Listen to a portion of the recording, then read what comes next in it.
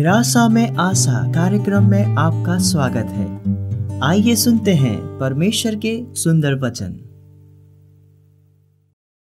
मैं लक्ष्मी निराशा में आशा कार्यक्रम में आप सभी श्रोताओं का स्वागत करती हूँ। आप सबों को मेरा प्यार भरा नमस्कार। और आज का हमारा विषय है मसीहियत एक अनोखी यात्रा। जिस प्रकार यात्रा के विभिन्न वाहन हैं और हर व्यक्ति के जीवन में यात्रा करना किसी के लिए मजबूरी होती है, तो किसी को यात्रा करना बहुत अच्छा लगता है। जिसको जहाँ से यात्रा करनी अच्छी लगती है वो करते हैं और वो इसके लिए पूरी तरह से स्वतंत्र हैं। कभी कभी हमारा यात्रा करना सफल नहीं होता या जिस मंजिल तक हम पहुँचना चाहते हैं उस मंजिल तक हम पहुँच नहीं पाते हैं। उसी प्रकार मसीहियत यह कोई धर्म नहीं परंतु परमेश्वर से प्रेम और उनके प्रति विश्वास की एक अनोखी और आत्मिक यात्रा है। इस यात्रा में सफल यात्री को परमेश्वर के द्वारा ठहराया हुआ पुरस्कार अर्थात परमेश्वर के राज्य का अधिकारी और उनके संतान होने का अधिकार प्राप्त होता है। बाइबल में लिखा वचन बताती है कि स्वर्ग और पृथ्वी पर केवल एक ही नाम मसीह यीशु का नाम दिया गया है, जिसके द्वारा ही एक विश्वासी मनुष्य स्वर्ग के परमेश्वर के पास पहुंच सकते हैं। आज आत्मिक यात्रा में सफल होने के लिए लोग कई ईश्वरों की आराधना करते हैं और अपने अपने ईश्वरों को खुश रखने के लिए कई प्रकार के धर्म कर्म के कार्य करते हैं। मैं किसी संस्कृति, धर्म और जाति के विरुद्ध नहीं हूँ, परंतु सत्य से मुंह मोड़ लूं यह भी उचित नहीं। पवित्र शास्त्र बाइबल बताती है यूहन्ना 14:6 में यीशु ने कहा, मार्ग, सत्य और जीवन मैं ही हूँ, बिना मेरे द्वारा कोई पिता के पास नहीं पहुँच सकता। और रोमियो 4:25 आयत में वचन कहता है, यीशु मसीह वह हमारे अपराधों के लिए पकड़वाए गए और हमारे धर्मी ठहरने के लिए जिलाए भी गए। संपूर्ण इतिहास में केवल मसीह ही हैं जो मरकर जीवित हो उठे और आज भी जीवित हैं।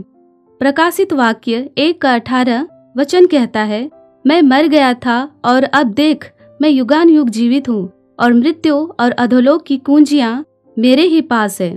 वही मत्ती 28:18 वचन कहता है, यीशु ने उनके पास आकर कहा, स्वर्ग और पृथ्वी का सारा अधिकार मुझे दिया गया है।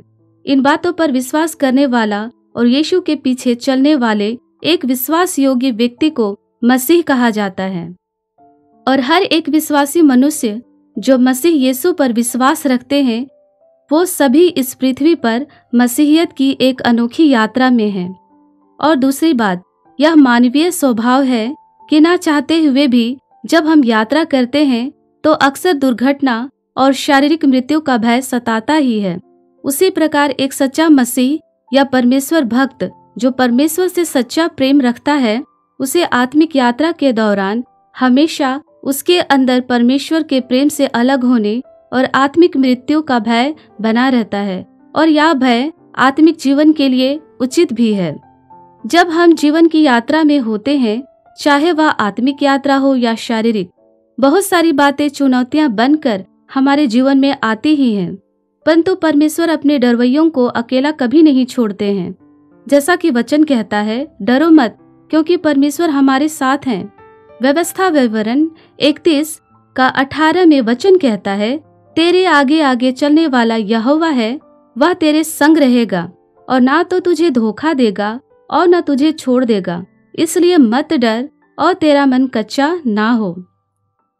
और अगर आप पवित्र शास्त्र बाइबल की पूरी किताब पढ़ चुके हैं तो आपको ज्ञात होगा कि परमेश्वर ने 365 बार कहा है मत डर, और एक वर्ष में 365 दिन भी होते हैं।